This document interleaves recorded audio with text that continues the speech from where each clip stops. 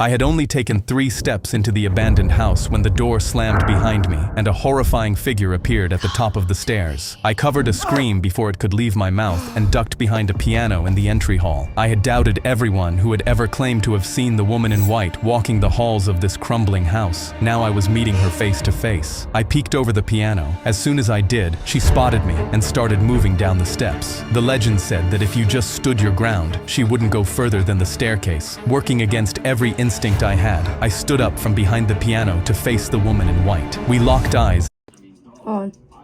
Yo, why does this grandma kind of look like Shreck? Have you seen this?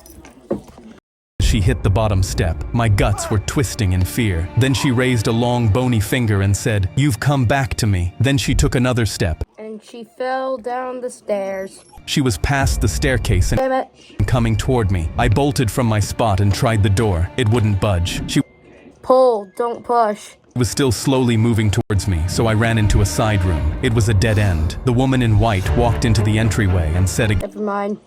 I thought she looked like Shrek's grandmother. Whatever.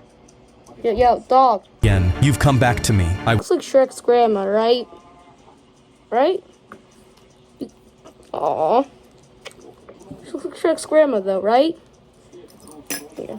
was cornered, my body locked up in terror. As she approached me, she stretched out her hand. Yeah, bro's cooked. I thought, killed by a ghost I didn't even believe in. I felt the dusty cold palm touch my face. Same thing happened in FNAF.